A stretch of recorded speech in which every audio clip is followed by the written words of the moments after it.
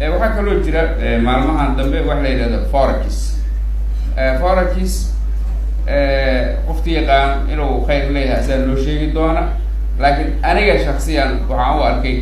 inuu dhaqaalaha Soomaaliya dhibaato u yahay yacni dad meelo kale kasoo abaabulay shirqoolna inay leeyihiin aniga aragtidayda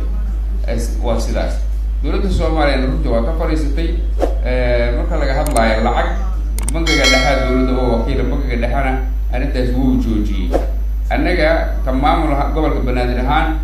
waxaan joojinay forageska inaan diiwaan gelino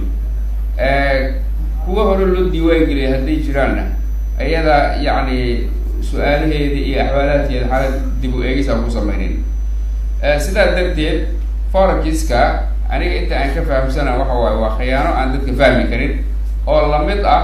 يعني مركب ملايقة بدل لقيت دبنا بعد يروح مقالين ليدا هي هيلي بلوك جليا مركب هذا بدل وده تورا ملايقة مركب هيلي فيه راي أو لك ماجا مقالين تروه لقي والمسؤول جيدا مركب واحد راه متقارن في المسيرة يا حوالي مركب لسيو أو لوسو مشان فائدة بدل ما قاعد يتال بنسلا أمل ما قاعد وسوق هذا أنا ماشوا أو شباب لكن ما هو ضمير هو مجرته ضمانة مجرته هذا ضمانة جرته ويجرته سلا تاي إن اللي يراد أو بهنا هاي لأن مسؤول أنا يسأل دتك مركا دتك هذا سؤال هذا حاجة سؤال كبار تجامل إن عقلي حلس أنت اللي فيه هذا نقول كله لجوي سيد بركات نقول كله لجوي وهو أنا سكان مثلا دتك كغير ما هو مسيء هذا مشكلة كلوجية مركا وفق عقلي أو أي قوي دتك هو جرته ظروفها عشان واجرة وحرب أيضا قرأت الصومالية الكسكة حلاش حارات وكلا سارنتها إني فكر طبعا أو أنه أن كل دير الرؤية كصوب حنيني نقول بيريا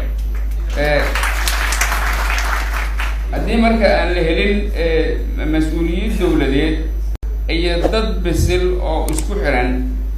أو سوى الأدية